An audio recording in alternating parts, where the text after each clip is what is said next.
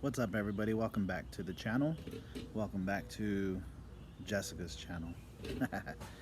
My name is Anthony.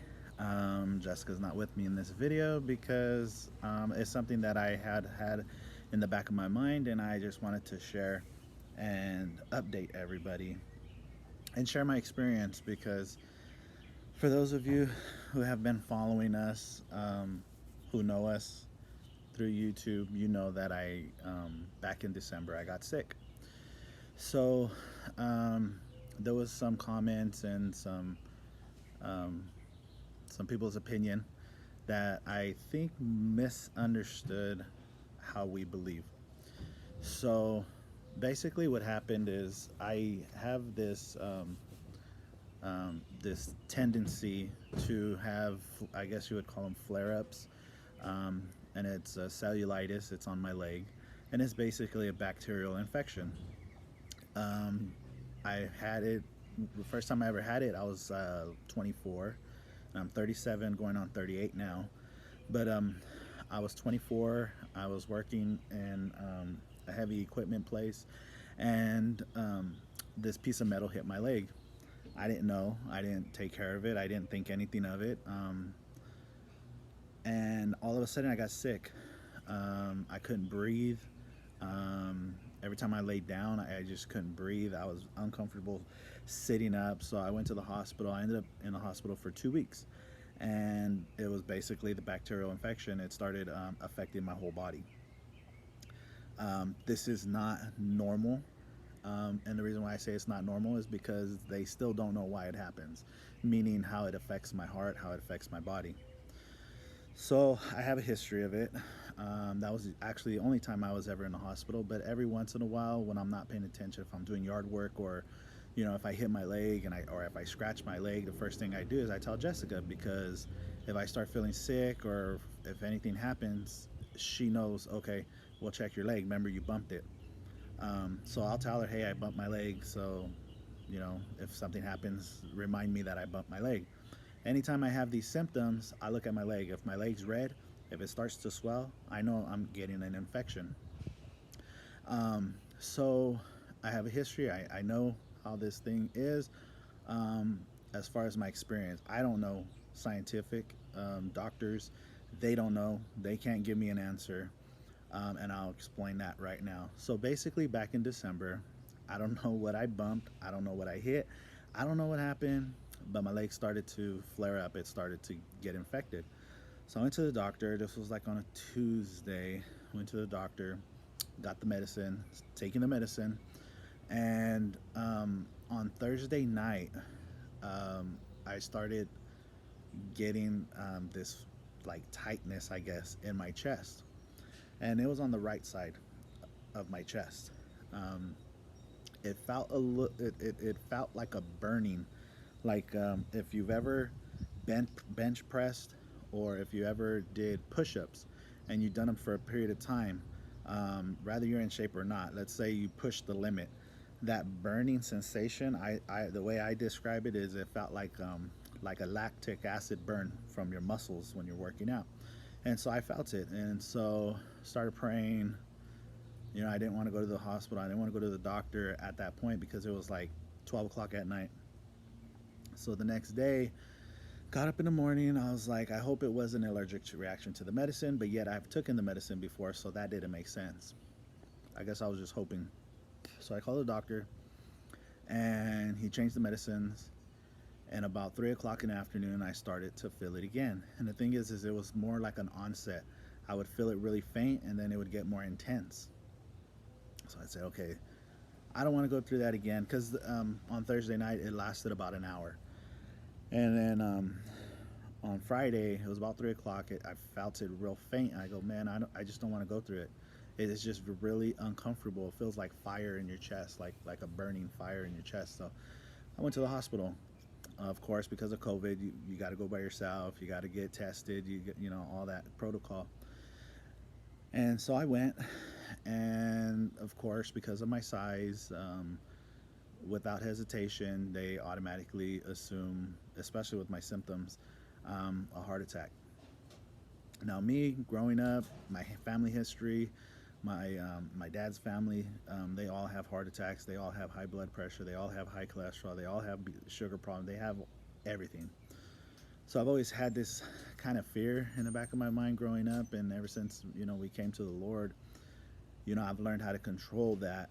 Um, and I do believe that I get past it, but when I get sick, sometimes I feel like I'm not totally past it. So went to the hospital. They're checking me out. They're doing blood work. They're drawing blood. They're doing all this stuff, and they came back with the blood tests. I want to say like maybe 3 4 hours later, and they said that the enzymes in my heart were elevated, which automatically they assume, based on the blood work. Which, I mean, I don't know. I'm just using the word assume. If you're a nurse or if you're a doctor, if you're anything like this in the medical field, don't get offended because I'm just using the words that I can describe the situation. So they said that they were elevated, that they were going to keep me. They started giving me um, some kind of a inflammatory for the heart pill and aspirin. So this is where it starts getting weird. Okay, so this was on Friday night, and of course, I'm in the ER. It's overran.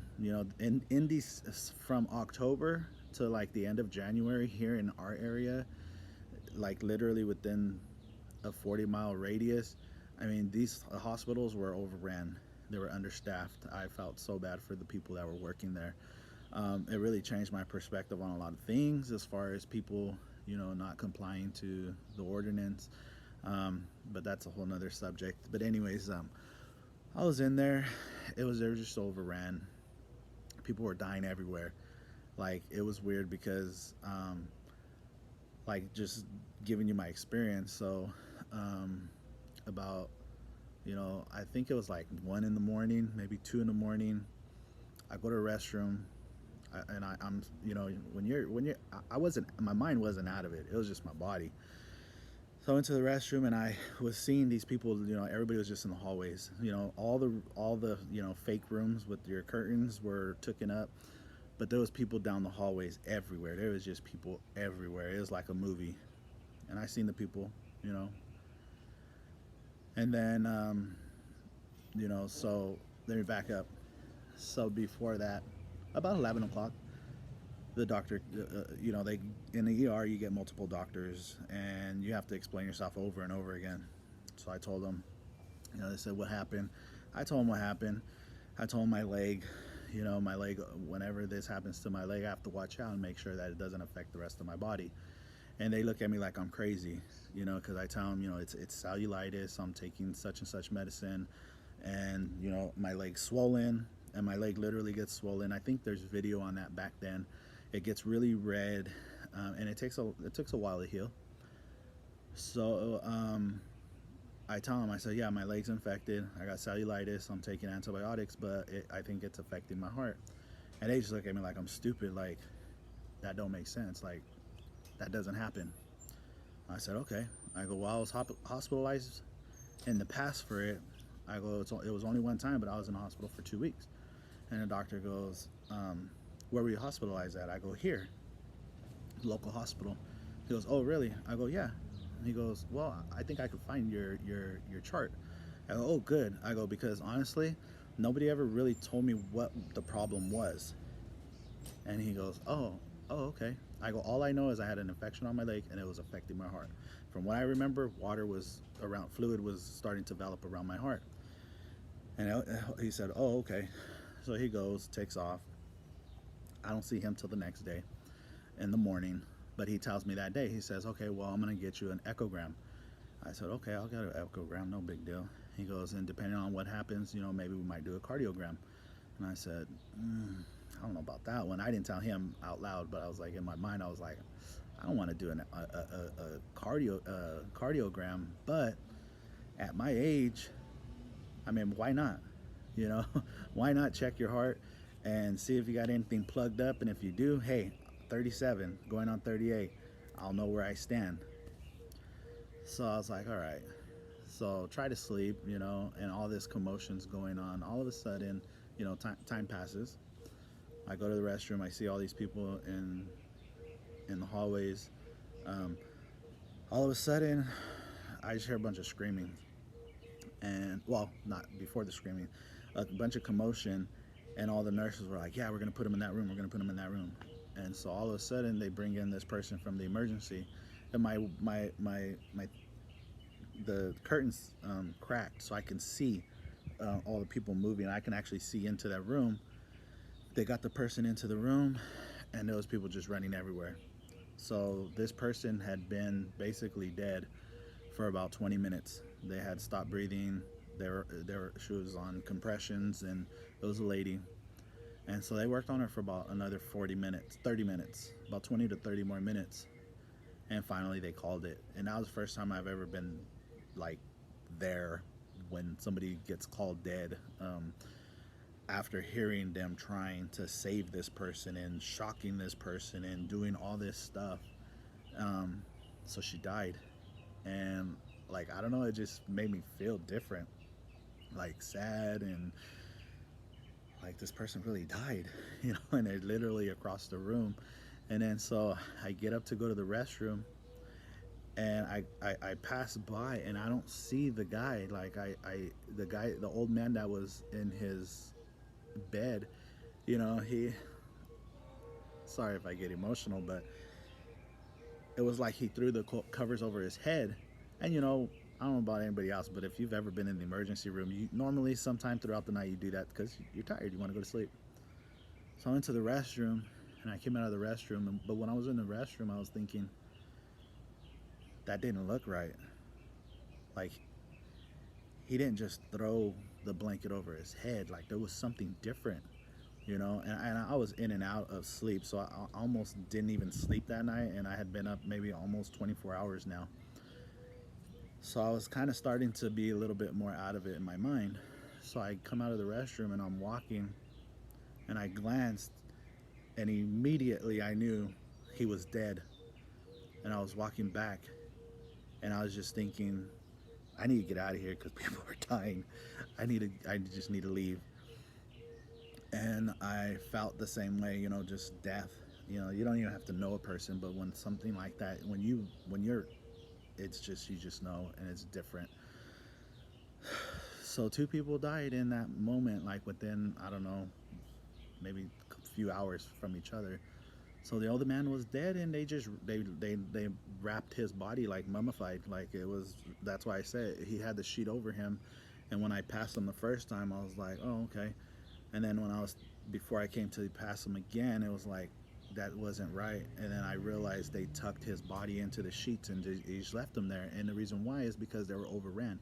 There was nowhere to take him. COVID hit this area pretty hard at that time. And so I was in the hospital for my situation, and I was kind of in the midst of all this other chaos. So I was like, oh my gosh, I just, obviously I was praying even before I went over there, but I was praying, I was feeling bad. And then the people, with the lady in the emergency, in the, like the emergency room where they work on people, they let her family in. And I remember two girls, the lady, they said the lady was in her 50s. I want to say she was 53 because they say all that information because they're in emergency, and you can hear it. And so her daughters had to have been late teens, maybe 20s, maybe 30s. They came in, and they were just screaming, like their mom was dead, their mom was gone.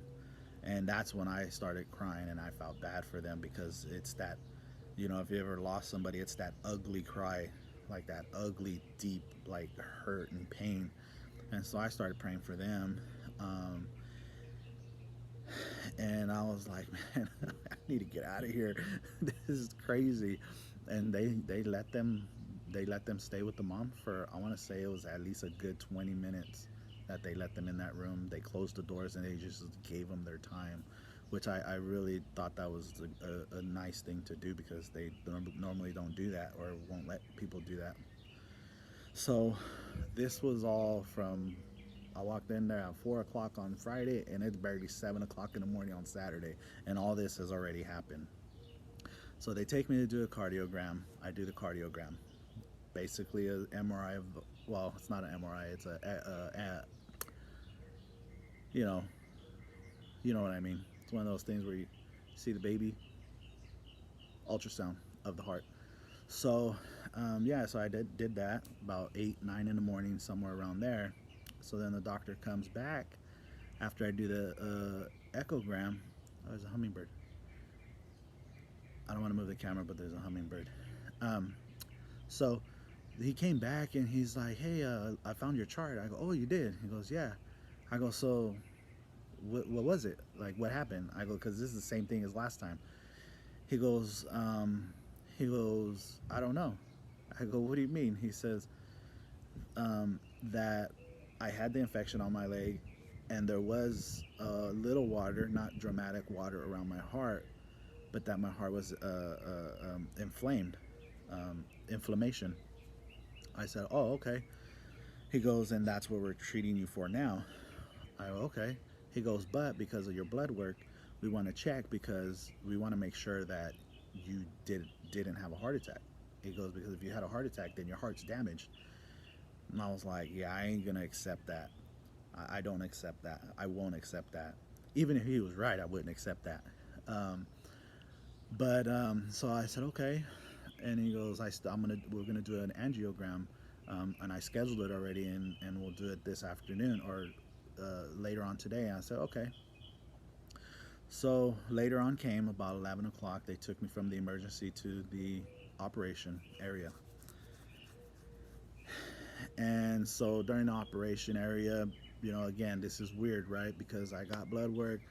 I have been asked all these questions. I've been telling them what the problem is, not because I'm a scientist, but because I've had this experience before in my personal life. They even have at this hospital documented the situation, the very thing I'm telling them. But like I said, angiogram, let's go for it. Let's get it done. We get into the angiogram room, the operation room. They hook me up. They numb my leg. They're going through my leg. I had told him, "Can you go through the wrist?" He said, "No, we'll go through your leg." I said, "Fine." So he's jabbing my leg and he can't find my vein. And they're trying to tell me that I had a heart attack. And they're telling me that the only way to know that if I had a heart attack or not is to do this test.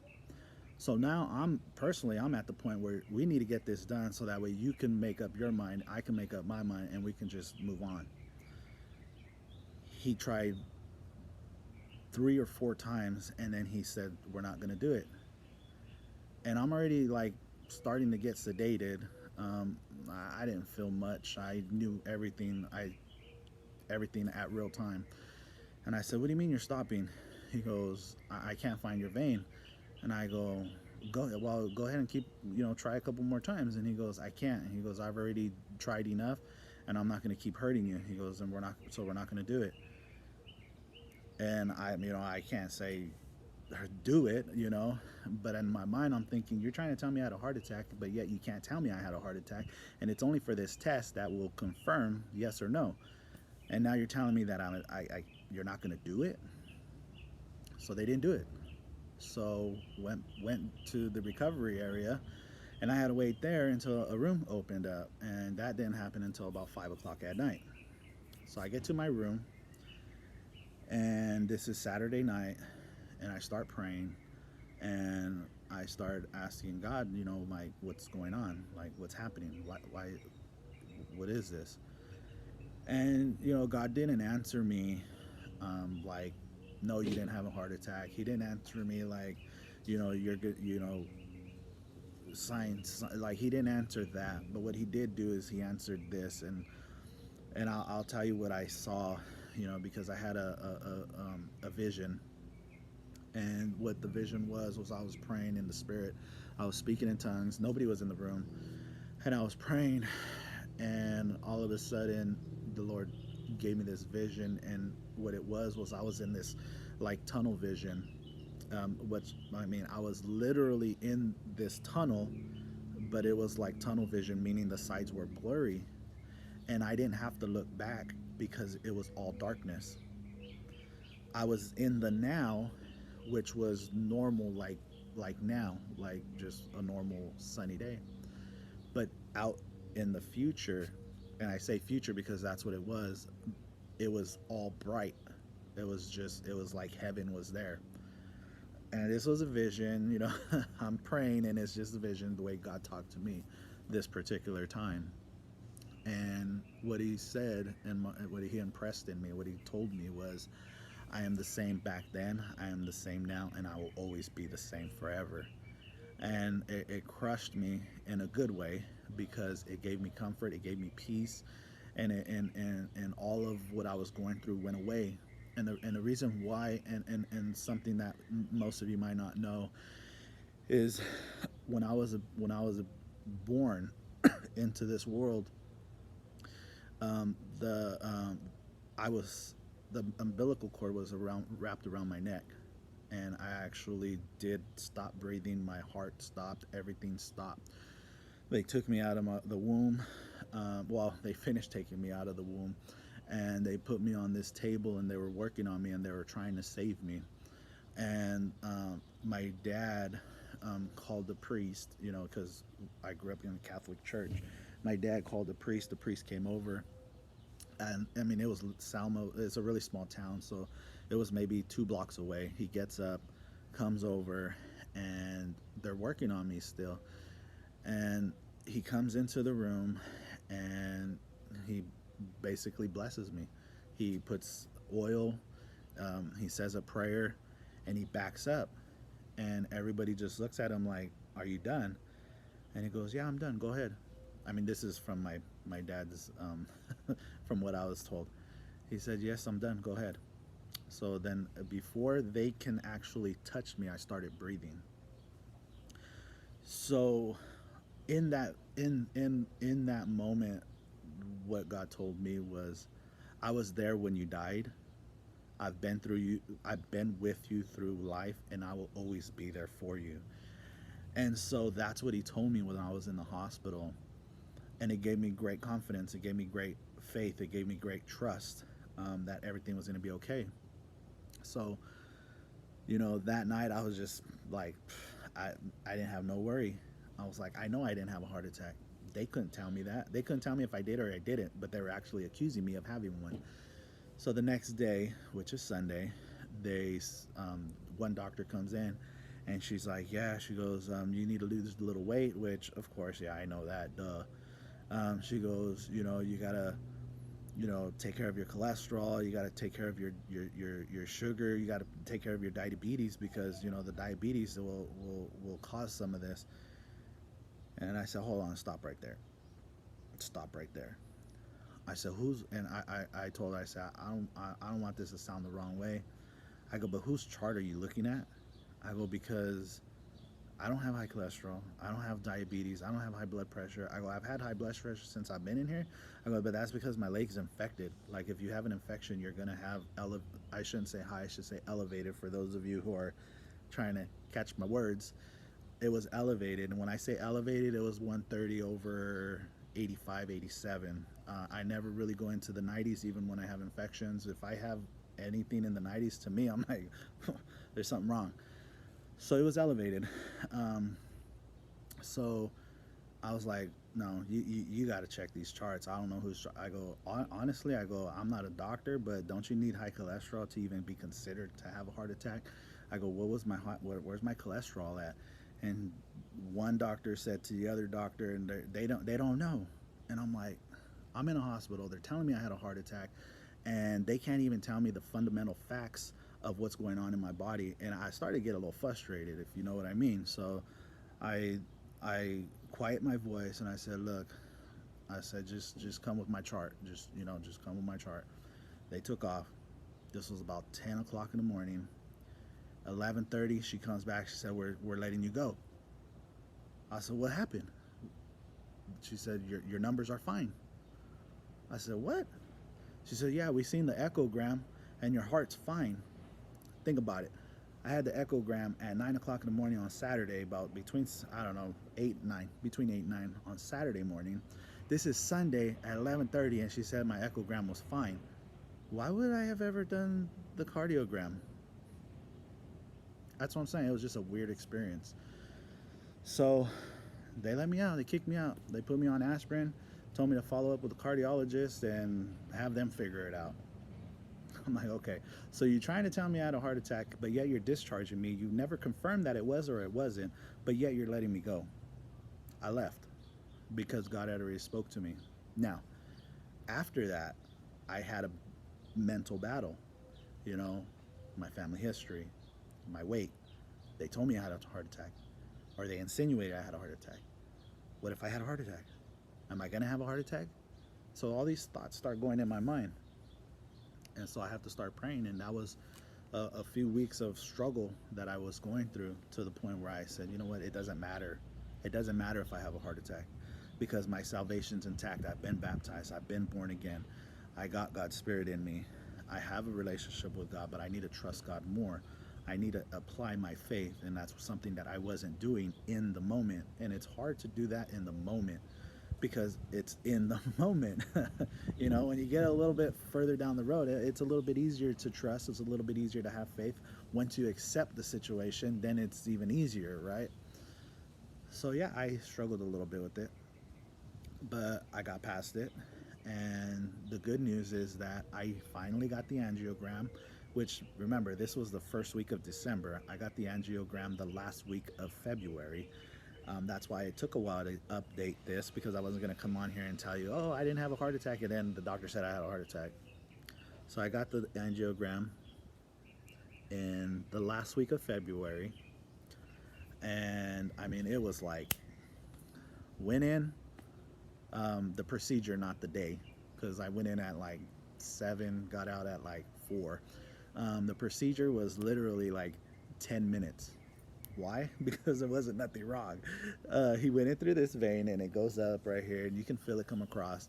It was in for about maybe 2 or 3 seconds, and then he pulls it out. Then he gets another one, pulls it out. Then he gets the third one. My gosh, the third one, I felt it. It felt like it pulled my skin, and then it let it go, like if it got caught up. Goes in, and that one, I felt it in there. Pulls it out. And I think he did a fourth one. Pulls it out, taps me on the shoulder, said, "You're fine. No clogged arteries." I said, "No clogged arteries?" He goes, "No." He goes, "You're clean. Like, you're clean. Like, there's no buildup." He didn't have to do nothing. He didn't have to do no shoveling. He didn't have to do no swabbing, nothing. My arteries are clean. I'm a big guy. You guys see what we eat, but you guys don't see what we eat when we're not on camera.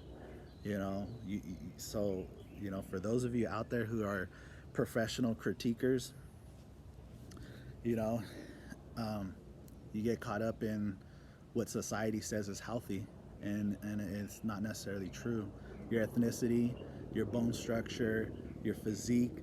You know, I'm not making no excuse for the weight that I carry, but I'll tell you this: when I was born, I was 10 pounds, and I don't know how many ounces. By the time I was in 5th grade, I was about 140, because I missed this.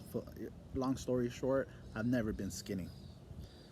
I've never been extreme, you know, like I consider myself too overweight. I've never been like that, but I've always been big. But I've always ate healthy. I've always ate my oatmeal. I've always ate my brown rice. I've always, and you know, I eat my vegetables and stuff, and I'll go on 30-day detoxes. So what you see is not what you get on the inside. So basically, long story short, to wrap it up, I didn't have a heart attack. We do believe in science. If any of you who misunderstood what we were saying back then, we believe in science, but we also believe in God. We believe in the wisdom of God. We believe that doctors, scientists, and all the people that come up with these radical but yet life-saving procedures and these advances in medicine, we believe as believers that God gave them wisdom. And it would be dumb for us to not accept that wisdom, okay? So we do believe in medicine. We do believe in science. We do believe in all that. But we also believe that what negative things somebody can possibly speak over you, we have the ability to accept it or not accept it. So back then, when we were saying we weren't accepting what the doctor was saying, we weren't accepting what the doctors was saying. You just heard me. Like, no, I didn't have a heart attack. Prove to me that I had one before I'm going to say, okay, I had a heart attack. Oh my gosh, I have to change everything. And yeah, we got to change everything. But you know what I mean? It's like, I'm not going to go into this spiral of thinking I had a heart attack because the doctor says you might have had a heart attack, and he couldn't even do the test to prove what he was saying. So going back to that time when we had that video and some people were responding, about believing in medicine, and we believe in medicine, but we also believe even though that there's medicine, God can still heal. Even if I did have a heart attack, God can still heal my heart as if I never had one. We really do believe that. We believe in the power of prayer. We believe in the miraculous. We believe in the what the Bible says is true, and it's the authenticity of God. It's who He is. It's His nature that He desires for us to be um, made whole physically, yes, spiritually more so, mentally more so. Um, so that's why we do have faith and we put our trust in Him. And sometimes it's not easy, but we have to. That's what it comes down to is putting our trust and faith in God, that no matter what happens in our lives, no matter what happens to our physical body, our spirit is whole, our mind is whole, and our body will pass away. So we cannot overemphasize our body more than our spirituality and our mentality and our soul, where it's placed at. But we believe that God can heal, and we believe that God can restore. And the restoration is exactly what I said. If that inevitable thing had happened and I had a heart attack, I fully well believe and trust and pray. And there's people in church that also pray, for those churches that have a prayer team. Hey, I'm sick, I need prayer. Yeah, people pray as a group. And the Bible tells us pray as a group, pray as a community. That's why it's important to get plugged into a community of believers, a church. So that way they will help and encourage you and pray for you. So that way it's not just you and your wife, and or you and your husband. That there's other believers that you can have confidence in, that they will pray for you. So just to address that issue, we do believe in medicine. We do believe in getting checked by the doctor, but we also believe that God is ultimately in control of our lives, and He ultimately is the one that heals us um, through whatever means it is possible. We will always give Him honor, praise, and glory, because it is only through divine wisdom. We believe it's only through divine wisdom that people even have wisdom and knowledge to do the things that we do in this modern society. Um, but yeah, I just wanted to clear that up. We do believe in medicine, but we also believe that until it is proven scientifically and medically that what they're telling you is true, then you deal with it in that manner. But if they can't scientifically prove to you what they're telling you you have, it is not proper, biblically speaking, it is not proper to accept that diagnosis, because it's not true yet. And the Bible actually says you can actually accept a lie to become true, and it'll manifest. Okay, now I'm not talking about manifest in New Age. Don't get me wrong, we are not New Age believers at all. I just taught from the pulpit that a while back. Um, but we do believe in the manifestation of God's Spirit, and we do believe in manifestation of the enemy. The enemy can manifest things in our lives to set themselves up against us and the Word of God. That's why the Bible says, bring down the principalities, bring down the thoughts, bring down the imaginations by the power and authority of God, and by pulling down the strongholds. Why? Because the enemy does try to wiggle his way into our lives, and he does try to get us sick. And some people are sick in this world because the enemy has laid it upon them and they have accepted it. Not trying to say people have accepted sicknesses that they live with, but I personally know some people that have. And it's like, man, just pray against it. Just believe God can heal you. But if a person doesn't seek God for healing, then God's not going to just be like, hey, I'm just going to heal you, and you're not even seeking me. I mean, He does sometimes. I'm just saying. So, that's where I'm at. I didn't have a heart attack. My leg was infected. It made the outer layer of my heart swell.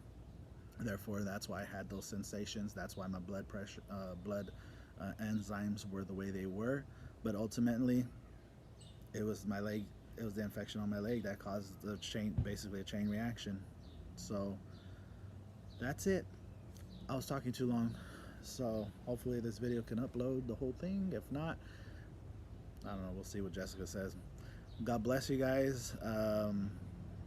You're welcome for the update, and thank you guys for praying for us. You know, we pray for you guys, but you know, those of you who follow us, genuinely, you know, thank you for your prayers, and they're much appreciated and much accepted.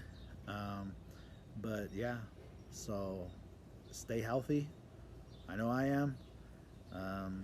And let's move together. Let's move forward in Christ. Amen. Um, that's it. Oh, give this video a big thumbs up and subscribe if you haven't subscribed, or if you are new to seeing us. Jessica's in the other videos, but we'll see you guys.